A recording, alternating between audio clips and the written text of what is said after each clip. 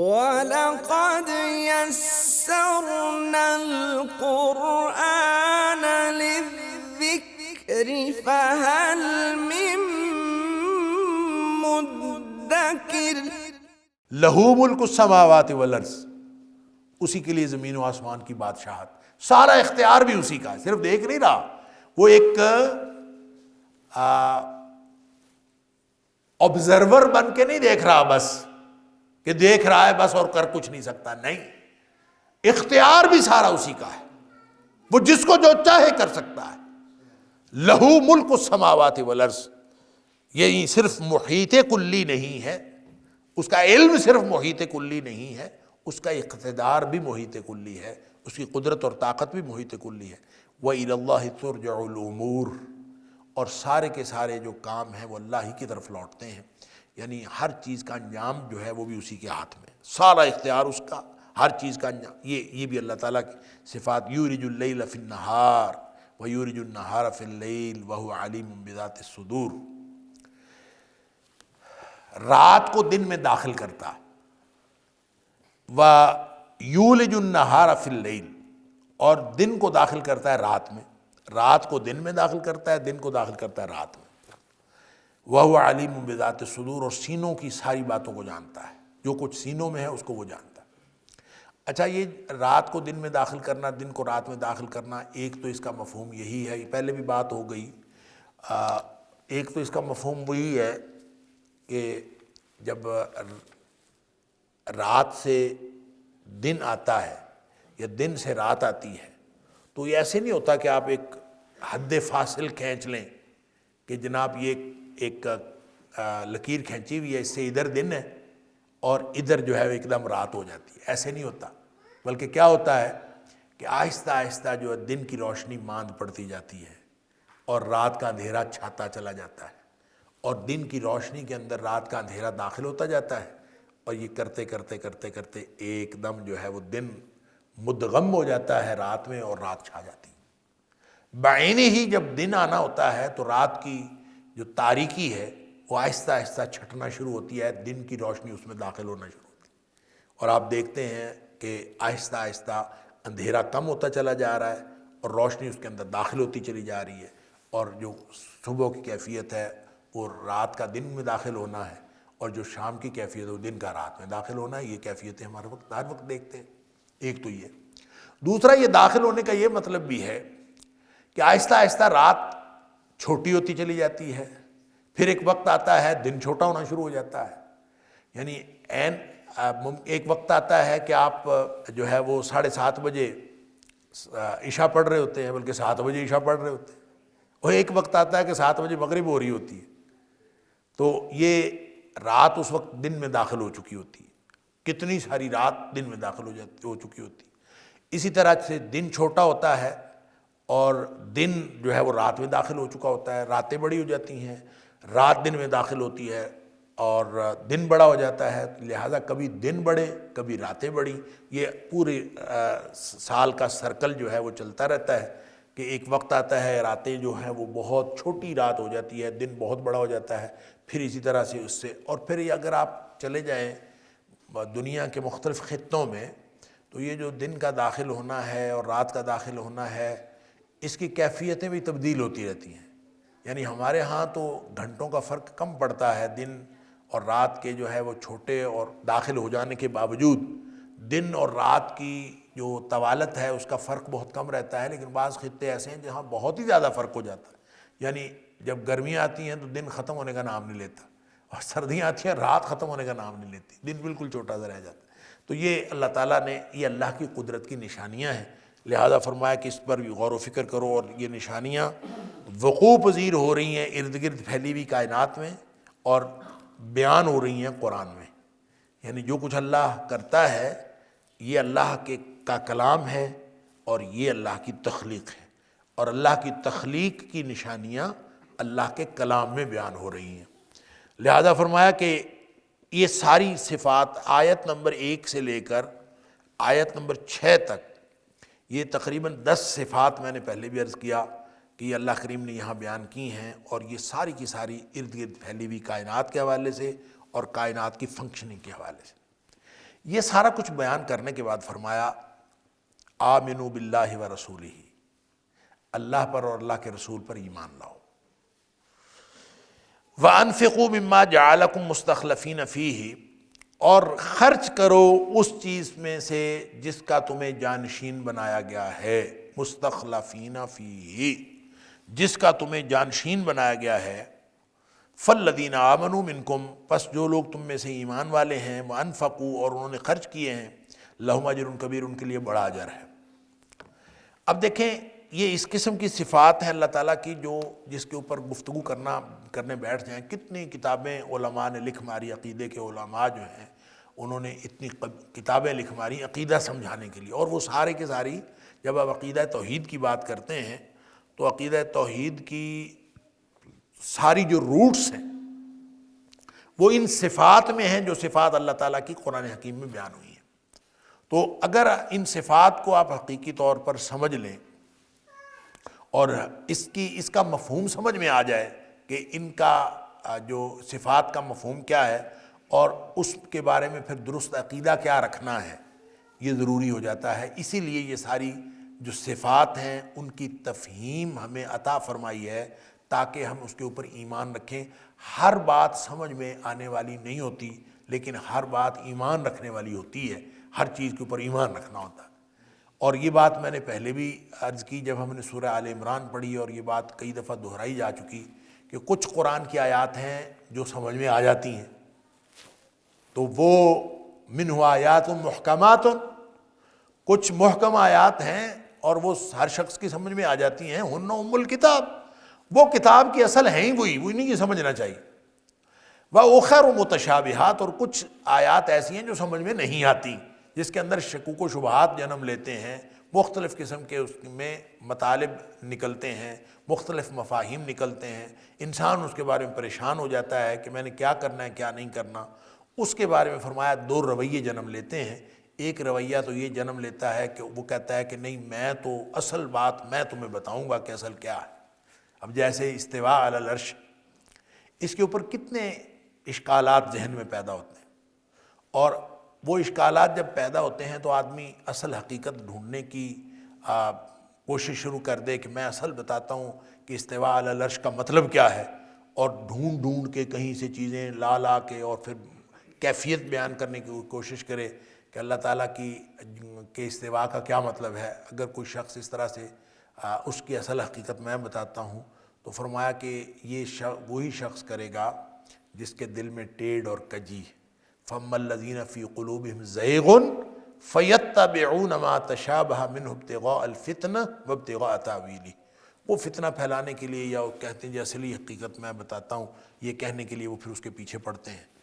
وَالرَّاسِخُونَ فِي الْعِلْمِ، اور جن کو اللہ نے علم کا رسوخ دیا ہوتا ہے وہ کیا کہتے ہیں؟ وہ کہتے ہیں آمنا بہ کل من عند ربنا، ہم اس کے اوپر ایمان لائے، ہر چیز ہمارے رب کی طرف سے ہے۔ یہ نقطہ نظر رکھتے ہیں علمی پختگی رکھنے والے، یہ نقطہ نظر رکھتے ہیں کہ صاحب اللہ کی طرف سے ہم تو ایمان لائے۔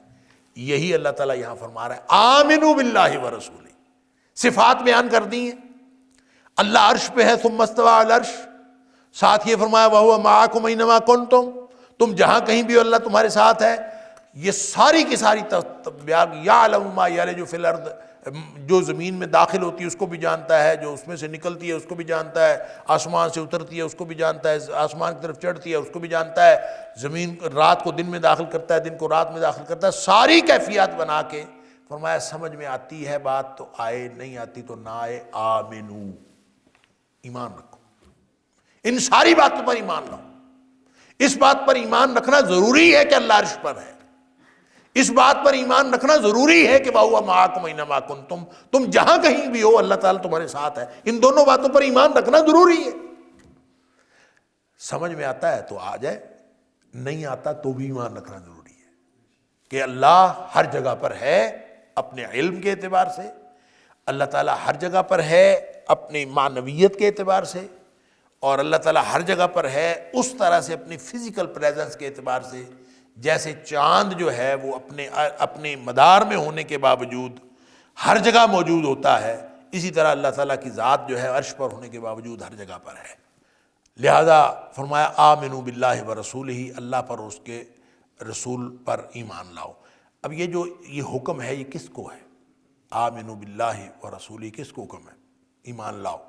یہ سمجھ لیجئے، ایک تو یہاں آگے آیت نمبر 10 میں جا کے اس کی تفصیل آئے گی کہ جو لوگ فتح سے قبل ایمان لائے وہ فتح کے بعد ایمان لانے والوں کے برابر نہیں ہو سکتے۔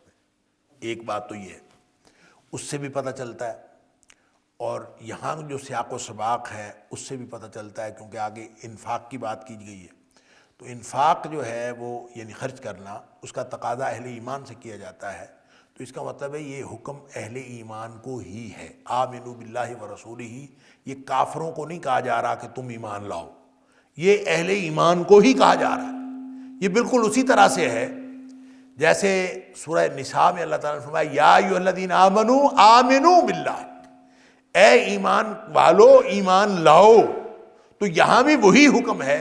تو اس کا مطلب یہ ہے کہ اہل ایمان سے ہی کہا جا رہا ہے کہ تم ایمان کا دعویٰ کرنے والے ہو، تم ایمان کے حقیقی تقاضے بھی پورے کرو، تم ایمان کا دعویٰ کرنے والے ہو، حقیقتاً ایماندار بن کے بھی دکھاؤ، ایمان والے بن کے بھی دکھاؤ۔ آمنوا باللہ ورسولہ، اللہ پر ایمان لاؤ اور اس کے رسول پر ایمان لاؤ۔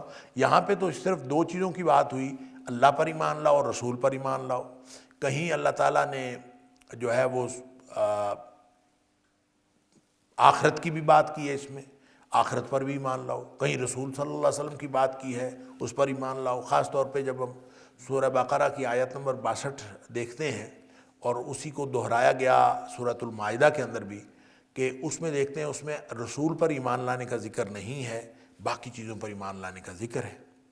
اور یہاں صرف دو چیزوں کا ایمان لانے کا ذکر ہے، اللہ پر اور رسول پر ایمان لاؤ۔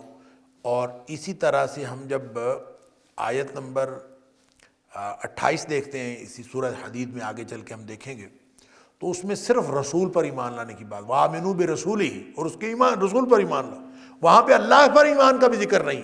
تو سورہ بقرہ کی آیت نمبر 62 ہو یا سورہ مائدہ کی آیت ہو جس میں اللہ کے رسول صلی اللہ علیہ وسلم پر ایمان لانے کا ذکر نہیں ہے، بس صرف یہ کہا گیا کہ جو لوگ ان الذین آمنوا، جو لوگ ایمان لائے، والذین ہادوا والنصارى، اور جو لوگ یہودی ہوئے، جو نصارہ ہوئے، والصابئین، اور جو صابی ہوئے، من آمن باللہ، جو بھی ان میں سے ایمان لائے گا اور وہ اللہ پر اور آخرت کے دن پر ایمان لائے گا وہ کامیاب ہے۔ لا خوف علیہم ولا هم یحزنون، اس کے اوپر کوئی غم نہیں ہوگا اور نہ ہی وہ کوئی خوف کھائیں گے۔ وَلَقَدْ يَسَّرْنَا الْقُرْآنَ لِلذِّكْرِ فَهَلْ مِن مُّدَّكِرٍ وَلَقَدْ يَسَّرْنَا الْقُرْآنَ لِلذِّكْرِ فَهَلْ مِن مُّدَّكِرٍ۔ اچھا، یہ ان کے اوپر کوئی خوف نہیں ہوگا، نہ وہ غم کھائیں گے، یہ جو بات ہے اس میں اللہ کے رسول صلی اللہ علیہ وسلم پر ایمان کا ذکر نہیں ہے۔ لہذا بہت سارے لوگوں نے یہ سمجھا کہ اللہ کے رسول پر ایمان لائے بغیر کوئی شخص یہودی ہو، عیسائی ہو، جہاں کہیں مرضی ہو، وہ اگر آخرت پر اور اللہ پر ایمان لائے گا تو وہ کافی ہے اس کے لیے۔ یہ درست نہیں ہے۔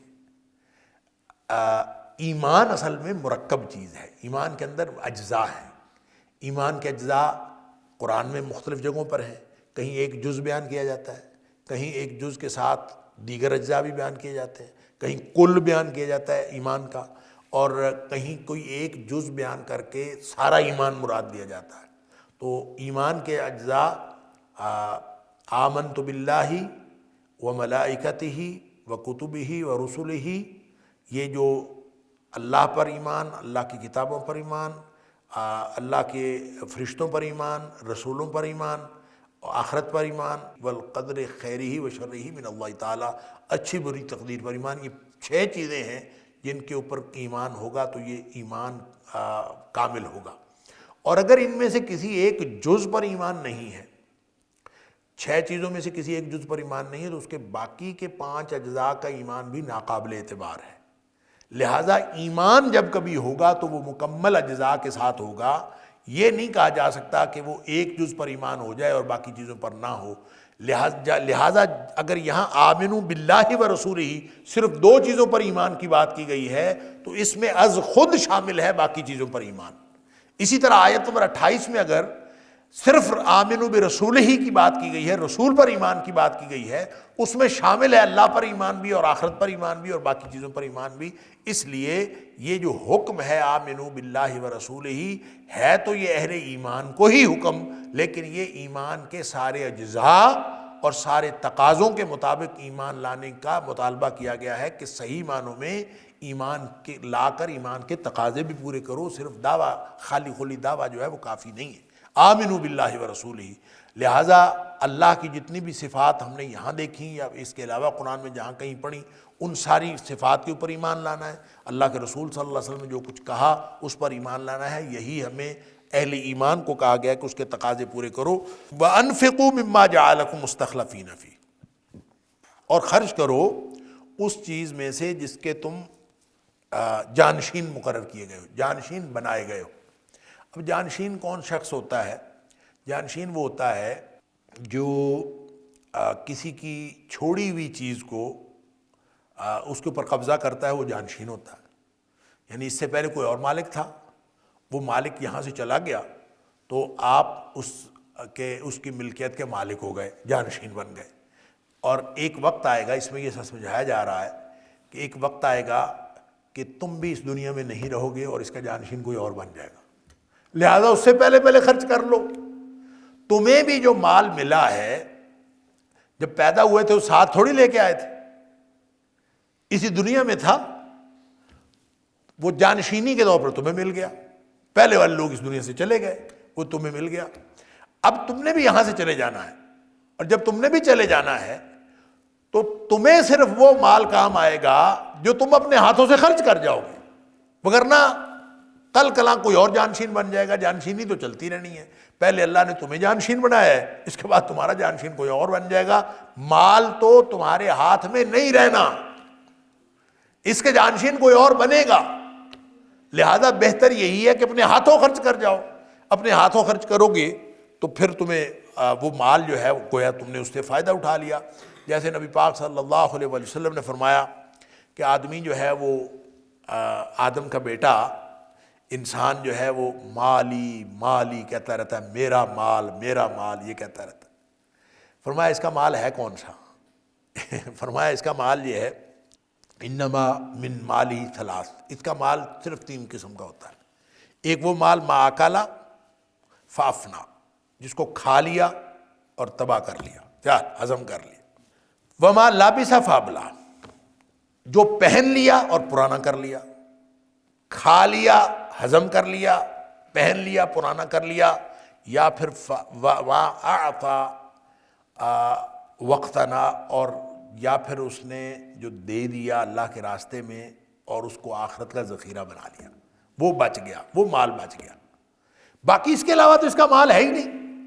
باقی جو اس کے علاوہ ہے وما سوا ذالک فہو ذاہب، جو ان 3 کے علاوہ مال ہے وہ تو ہاتھ سے جانے والا ہے۔ وَتَارِكُهُ لِلنَّاسِ، اور یہ لوگوں کے لیے چھوڑ کر چلا جائے گا، یہ لوگوں کے لیے چھوڑ رہا ہے، اپنا مال تو اس کا کوئی نہیں۔ اپنا تو وہ کھا لیا، پی لیا، ہضم کر لیا، پہن لیا اور پرانا کر لیا، 2 طرح سے اس کا مال اس کے کام آ گیا۔ اور تیسرا وہ مال کام آئے گا جو دے گا اور وہ آخرت کا ذخیرہ اس کا بن جائے گا اور آخرت کے لیے بچ جائے گا۔ یہ 3 قسم کا مال اس کا بچے گا، باقی اور کوئی نہیں بچے گا۔ اس لیے فرمایا وَأَنفِقُوا مما جعلکم مستخلفین فیہ، جس کا جانشین اللہ نے تمہیں بنایا ہے اس میں سے خرچ کر لو۔ ابھی خرچ کر لو گے تو بچ جائے گا، نہیں خرچ کرو گے تو بالآخر کسی اور نے اس کا جانشین بن جانا۔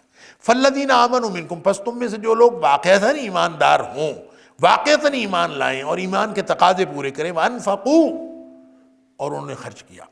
یعنی جس کا ایمان اللہ پر، آخرت پر، رسول صلی اللہ علیہ وسلم پر، ہر چیز پر ایمان، پورے نظام کائنات پر جس کا ایمان ہو جاتا ہے، جس کو یہ کارخانہ قدرت سمجھ میں آ جاتا ہے، جس کی تفہیم حاصل ہو جاتی ہے، پھر وہ ایمان نہ لائے اور ایمان لانے کے بعد پھر وہ خرچ نہ کرے، یہ ہو نہیں سکتا۔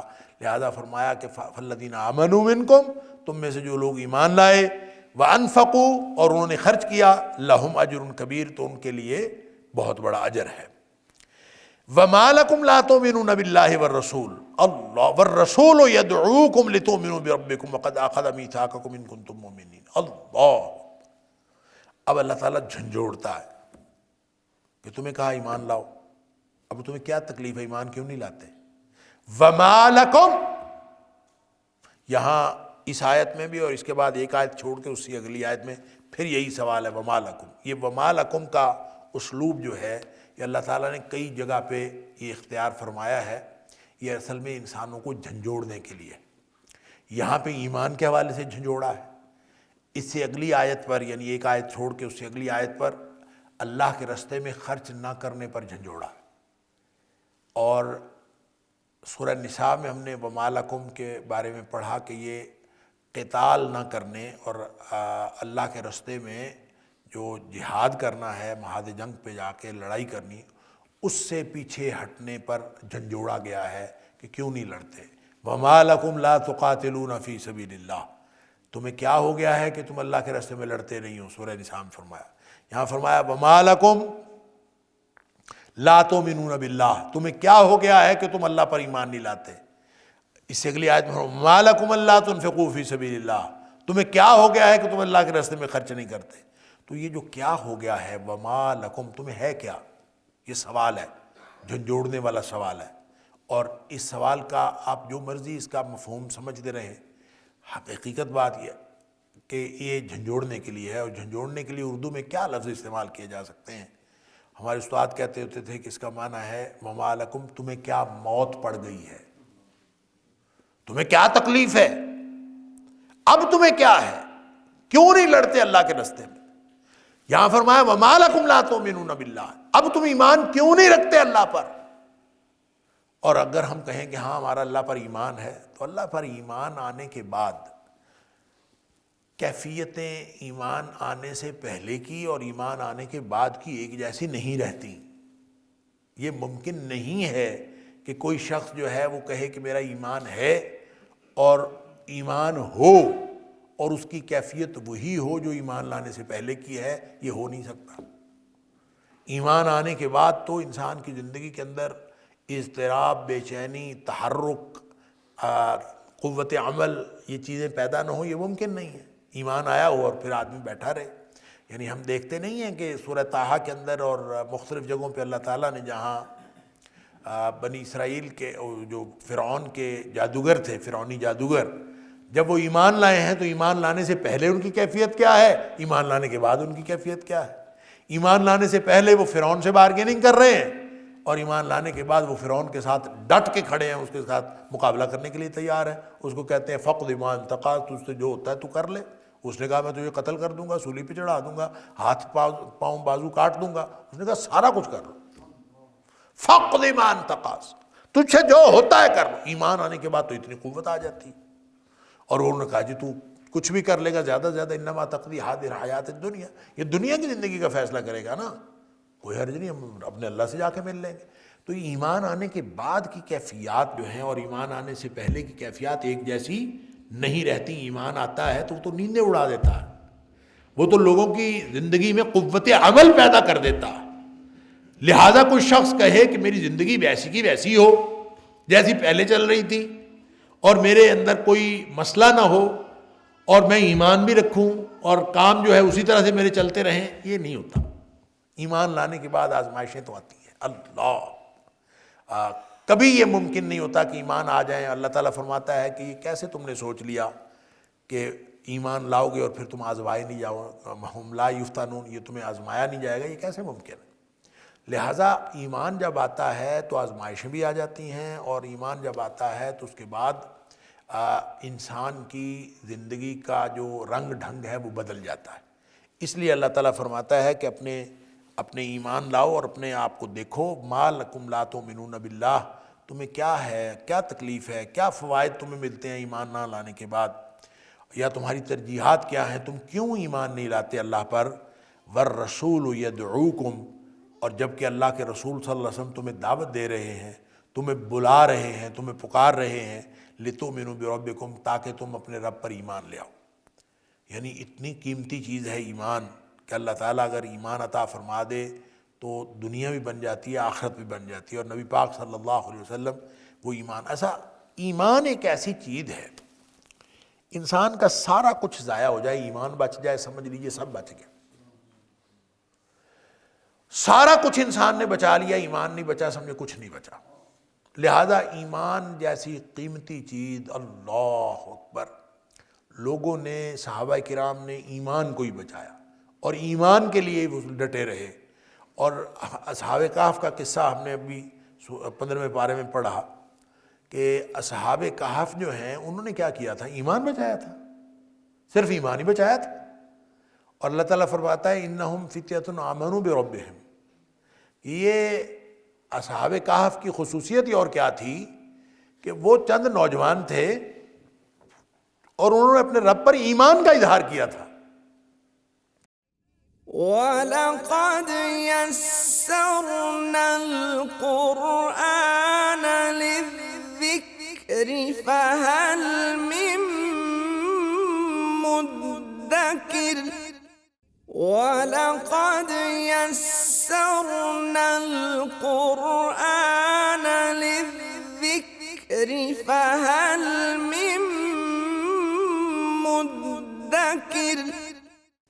تو اللہ تعالیٰ فرماتا ہے بس انہوں نے ایمان کا اظہار کیا اور باقی سارا کام تو ہم نے کیا۔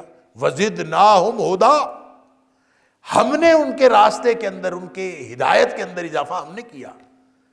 اور وَرَبَطْنَا مَا فِي قُلُوبِهِمْ، ہم ان کے دلوں کے اندر ہم نے تازگی پیدا کی اور مضبوطی پیدا کی، وہ ہم نے خود پیدا کی۔ گویا جو لوگ ایمان کے لیے کھڑے ہو گئے اور ان کے لیے اللہ تعالیٰ نے راستے بھی نکالے، اللہ تعالیٰ نے ان کے لیے تفصیلات بھی جو ہے خود بخود طے کی۔ اس لیے اصل چیز ایمان بچانا ہے۔ اگر ہم ایمان بچا لیں گے، اور جدید ترین دور میں بھی، اور جدید ترین دور کیا کہیں کہ دجال کے فتنے میں بھی جن لوگوں نے اپنے ایمان کو بچایا ہوگا وہ کامیاب رہیں گے، وہ بچیں گے۔ اور اللہ تعالیٰ نے دجال کے فتنے سے حفاظت کے لیے بھی فرمایا کہ پہلی 10 آیات اگر کوئی شخص سورہ کہف کی پڑھتا رہے گا یا پوری سورہ کہف کو پڑھتا رہے گا تو اللہ تعالیٰ اس کو دجال کے فتنے سے محفوظ رکھے گا۔ تو اس میں ہے کیا؟ ایمان بچانا، ایمان کی آزمائش۔ تو آج کے دور میں جتنی ایمان کی آزمائش ہو رہی ہے، اتنی آزمائش شاید پہلے کبھی نہیں تھی۔ اسی کے بارے میں نبی پاک صلی اللہ علیہ وآلہ وسلم نے فرمایا تھا کہ ان من ورائکم ایام الصبر، اے میرے صحابہ تمہارے بعد ایک ڈٹنے کا دور آنے والا ہے، ڈٹنے کا دور، ایام الصبر، ڈٹنے کا دور آنے والا ہے، لیکن اس میں ڈٹنا، دین پر ڈٹنا ہوگا بہت مشکل۔ فرمایا والصبر فیہ کقبض علی الجمر، اس دور میں دین پر ڈٹنا اتنا مشکل ہوگا جیسے آگ کا انگارہ ہاتھ میں پکڑنا مشکل ہے، اس طرح دین پر ڈٹنا مشکل ہوگا۔ لیکن آپ نے فرمایا وَلِلْعَالِمِ فِيهِنَّ أَجْرٌ 50، اس دور میں جو شخص دین پر عمل کرے گا اس کے لیے 50 لوگوں جتنا اجر ہے۔ صحابہ نے پوچھا 50 کون سے لوگ؟ ہمارے والے یا آپ کے والے؟ یعنی صحابہ کرام جیسے 50 لوگ یا اس دور کے 50 لوگ؟ نبی پاک صلی اللہ علیہ وسلم 50 منکم، اے میرے صحابہ تم 50 صحابہ جتنا اجر ملے گا جو اس دور میں دین پر قائم رہے گا۔ اور یہ وہ دور ہے جب ایمان کی آزمائش اپنی انتہا کو پہنچی ہوئی، اور اس دور میں شاید اس کے بعد اس سے بھی زیادہ مشکل دور آئے گا۔ تو ایمان کے تقاضے پورے کرنا یہ ہے اصل چیز۔ اور بار بار جو اللہ کریم یہاں فرما رہا ہے وَمَا لَكُمْ لَا تُؤْمِنُونَ بِاللَّهِ، اصل میں ہمیں جھنجھوڑا جا رہا ہے کہ تم اللہ کے اوپر ایمان اگر رکھتے ہو تو اللہ پر ایمان کے تقاضے کیوں نہیں پورے کرتے؟ وَمَا لَكُمْ، تمہیں کیا ہے؟ اگر تم کہتے ہو کہ ہم واقعی اللہ پر ایمان رکھتے ہیں تو پھر اللہ پر ایمان کے تقاضے بھی پورے کرو۔ وَالرَّسُولُ يَدْعُوكُمْ، اور رسول جو ہے وہ تمہیں بلاتا ہے لِتُؤْمِنُوا بِرَبِّكُمْ، کہ تاکہ تم اپنے رب پر ایمان لے آؤ۔ تو رب پر ایمان لے آنا وہ اتنی بڑی بات ہے۔ وَقَدْ أَخَذَ مِيثَاقَكُمْ، اور یقیناً اللہ نے تمہارا وعدہ بھی تم سے لیا ہے، إِن كُنتُم مُؤْمِنِينَ، اگر تم واقعی مومن ہو تو مومن بن کے بھی دکھاؤ۔ اگر تم نے واقعی وعدہ کیا ہے، اور یہ وعدہ کیا ہے؟ سورہ مائدہ میں اللہ تعالیٰ نے فرمایا کہ یہ وعدہ تم نے کیا ہے، اور اللہ تعالیٰ وہ یاد کرواتا ہے وعدہ کہ وہ میرا وعدہ میثاقکم الذی واثقکم بہ، جو تم نے اللہ کے ساتھ مضبوط وعدہ کیا ہے اس وعدے کو یاد کرو اور اس کو مضبوط کرو۔ کون سا وعدہ؟ اذ قلتم سمعنا واطعنا، تم نے وعدہ کیا تھا کہ ہم ہم سنیں گے، ہم اس پر عمل کریں. ہم نے سنا اور ہم نے اطاعت کی. اگر یہ نہیں کیا، گویا اس کا مطلب یہ ہے کہ ایمان جب آتا ہے تو اس کے بعد ایمان کے بعد عمل کرنے کے لیے، ایمان اور عمل اس کا تعلق اس قدر گہرا ہے کہ کوئی شخص ایمان آنے کے بعد سن لے کوئی چیز اور اس کے بعد وہ عمل نہ کرے، یہ ممکن نہیں ہے. بلکہ عمل کرنے، سن لینے اور عمل کرنے کے درمیان تردد کا وقفہ بھی نہیں ہوتا. آدمی سوچتا بھی نہیں ہے کہ کیا بات ہے، بلکہ فوراً عمل کرتا ہے. یہ جو شخص فوراً عمل کرتا ہے، یہ ایمان کا تقاضا ہے. سورہ بقرہ میں بھی یہی فرمایا نا کہ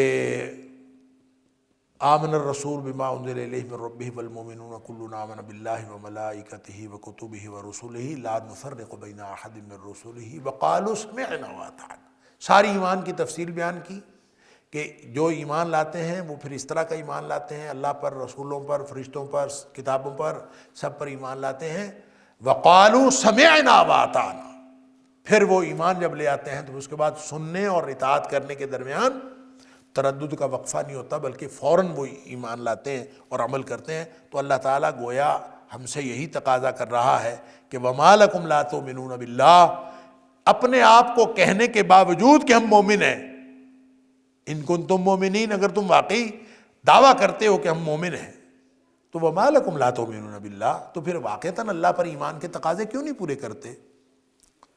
وَالرَّسُولُ يَدْعُوكُمْ، اور رسول تمہیں بلا بھی رہا ہے لِتُؤْمِنُوا بِرَبِّكُمْ، تاکہ تم اپنے رب پر ایمان لے آؤ. اللہ، وہ سورہ آل عمران میں جو اللہ تعالیٰ نے سورہ آل عمران کے آخر پہ جو غور و فکر کی دعوت دی ہے نا، اور فرمایا کہ اہل ایمان جو ہیں اور جو ہر وقت اللہ کو یاد کرتے ہیں اور زمین و آسمان کی تخلیق میں غور و فکر کرتے ہیں، یہ اللہ کے بندے ہیں. اور کرتے کیا ہے؟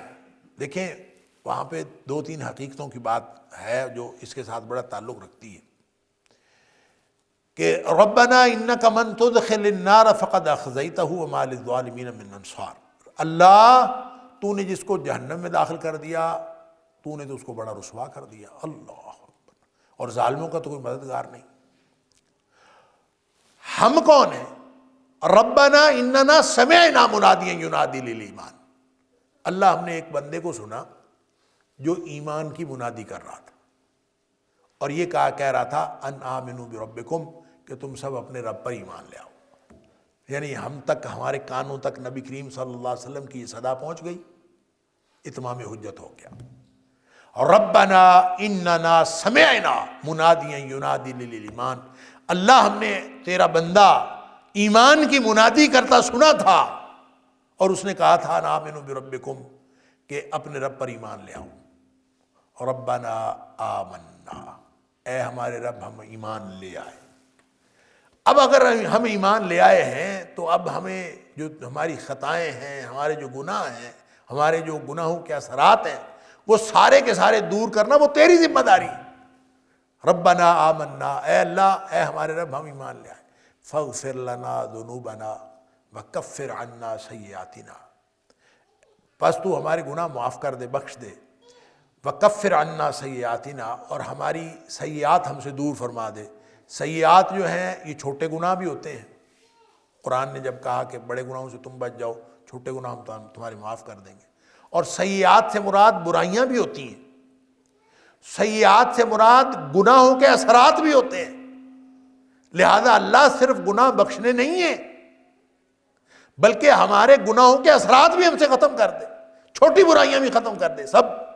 وَتَوَفَّنَا مَعَ الْأَبْرَارِ، اللہ ہمیں نیک لوگوں میں فوت کرنا، نیک لوگوں میں موت آئے ہمیں. وَتَوَفَّنَا مَعَ الْأَبْرَارِ، اللہ نیک لوگوں کے ساتھ ہماری موت آئے. ربنا وآتنا ما وعدتنا علی رسولک، اللہ جو تو نے اپنے رسول سے وعدہ کیا ہے، ہم نے چونکہ تیرے رسول کی بات مان کے تیرے اوپر ایمان کا اظہار کر دیا ہے، لہذا تو نے جو کچھ اپنے رسول سے وعدہ کیا ہے وہ ہمیں بھی عطا فرما. اور وہ کیا ہے؟ ولا تخزنا یوم القیامہ، اللہ ہمیں قیامت والے دن رسوا نہ کرنا، یعنی جہنم کے عذاب سے بچا لے، کیونکہ جو جہنم میں جائے گا فقد اخزیتہ، اس کو تو نے رسوا کر دیا. تو یہ اللہ تعالیٰ کے ساتھ جب ہم نے تو نبی پاک صلی اللہ علیہ وآلہ وسلم کے جو ایمان لانے کی دعوت ہے کہ ایمان لاؤ اپنے رب پر، بس اس پر لبیک کہنا ہے، باقی سارا کام اللہ کا ہے. گناہ بخشنا بھی اس کا کام ہے، سیئات دور کرنا، گناہوں کے اثرات دور کرنا، چھوٹی برائیاں دور کرنا، یہ سارا کام اس کا ہے۔ اس لیے وہ فرماتا ہے کہ تمہیں تکلیف کیا ہے، تمہیں پرابلم کیا ہے، تمہارے کوئی روحانی مسئلہ ہے، کوئی نفسیاتی مسئلہ ہے، کوئی دنیاوی فائدے کا مسئلہ ہے، کوئی مادیت پرستی کی بات ہے، وَمَا لَكُمْ، تمہیں ہو کیا گیا ہے کہ لَا تُؤْمِنُونَ بِاللَّهِ، اللہ کے ایمان میں، اللہ پر ایمان رکھنے اور اس کے تقاضے پورے کرنے میں رکاوٹ کیا ہے؟ وَالرَّسُولُ يَدْعُوكُمْ لِتُؤْمِنُوا بِرَبِّكُمْ، اور رسول تمہیں بلا رہا ہے کہ اپنے رب کے ساتھ ایمان لے آؤ۔ وَقَدْ أَخَذَ مِيثَاقَكُمْ، اور یقیناً اللہ نے تم سے یہ وعدہ بھی لیا ہے۔ یہ جو آخذہ ہے نا، آخذہ اس نے لیا، یہ اس سے کون مراد ہے؟ اس سے مراد رسول صلی اللہ علیہ وسلم بھی ہو سکتے ہیں، اس سے مراد اللہ تعالیٰ بھی ہو سکتا ہے۔ جب ایمان لاتے تھے لوگ، اس وقت نبی پاک صلی اللہ علیہ وسلم کے ہاتھ پر بیعت کرتے تھے، تو بیعت کے الفاظ اسی طرح کے دہراتے تھے کہ ہم اب اللہ پر ایمان لے کے آ رہے ہیں، اور ہم یہ وعدہ کرتے ہیں کہ ہم خوشی میں بھی، غمی میں بھی، ہر صورت میں اللہ کی بندگی کریں گے اور آپ کی بات مانیں گے، اور جو آپ کہیں گے ہم اس کا حکم مانیں گے۔ یہ وعدہ کرتے تھے۔ تو سمع و طاعت کا وعدہ ہے اصل میں اسلام، کہ جب آپ کہتے ہیں کہ میں اسلام میں نے قبول کر لیا، تو اس کے بعد گویا آپ نے یہ طے کر لیا کہ اللہ، آج سے پہلے میں اپنی زندگی اپنی مرضی سے گزار رہا تھا، آج کے بعد زندگی میں اپنی مرضی سے نہیں گزاروں گا، اللہ تیری مرضی سے گزاروں گا۔ یہ سمع و طاعت کا وعدہ ہے۔ تو وہ اللہ کے ساتھ بھی انسان نے کیا ہوا ہے، تو نبی کریم صلی اللہ علیہ وسلم کے ساتھ بھی وعدہ ہے۔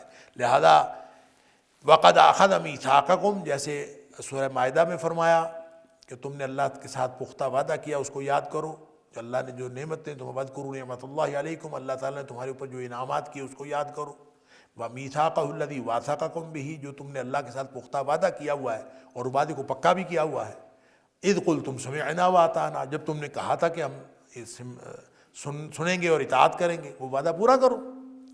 تو یہ اس سے مراد، جب انسان اسلام قبول کرتا ہے تو وہ وعدہ اس سے مراد ہے کہ اللہ تعالیٰ وہ وعدہ یاد دلاتا ہے کہ تم سے وہ رسول نے بھی لیا تھا اور اللہ نے بھی تم سے وعدہ لیا تھا۔ اچھا، اس وعدے سے مراد وہ عہد الست بھی ہو سکتا ہے۔ عہد الست یہ ہے کہ یعنی جب اللہ تعالیٰ فرماتا ہے کہ تم سارے وعدے پورے کرو، اوفوا بالعقود، کہ اپنے سارے کے سارے وعدے پورے کرو، تو اس میں سارے وعدوں میں سب سے بنیادی میثاق اور بنیادی وعدہ تو وہی ہے نا جو ہم سب نے عالم ارواح میں اللہ تعالیٰ سے کیا تھا۔ جب اللہ نے پوچھا تھا الست بربکم، کیا میں تم سب کا رب نہیں ہوں؟ قالوا بلا، سب نے کہا تھا اللہ تو ہی میرا رب ہے، ہم سب کا رب ہے۔ تو اللہ تعالیٰ وہ وعدہ یاد کراتا ہے کہ تم نے اللہ سے پختہ وعدہ بھی کیا تھا، ان کنتم مومنین، اگر تم ایمان رکھتے ہو تو پھر اب اس پختہ وعدے کے مطابق تقاضے ایمان کے پورے کرو۔ یعنی رب کی عبدیت کا وعدہ کیا تھا کہ اللہ ہم عبد ہیں رب کے۔ اور فرق یہاں پڑا کہ لوگوں نے رب العالمین کو چھوڑ کر مخلوق میں سے چھوٹے چھوٹے رب بنا لیے۔ تو عبدیت رب تو ان کے اندر ہے، انسان کی فطرت کے اندر ہے رب کی عبدیت کرنا، رب کی غلامی کرنا، لیکن وہ رب کون ہے؟ کیا وہ رب العالمین ہے؟ اگر رب العالمین کی غلامی ہے تو انسان ساری دنیا کا سب سے بڑا بادشاہ ہے، وہ کسی کا محتاج ہی نہیں ہے۔ اور اگر کسی اور کی غلامی ہے تو وہ تو اصل غلامی ہے۔ اللہ کی بندگی کو چھوڑ کر کسی اور کا بندہ بن جانا، اس سے بڑا اور کوئی شرک کوئی نہیں ہے۔ اس لیے فرمایا کہ یہ اللہ کا حق ہے۔ إن هذا القرآن يهدي للتي هي أقوم ويبشر المؤمنين الذين يعملون الصالحات أن لهم أجرا كبيرا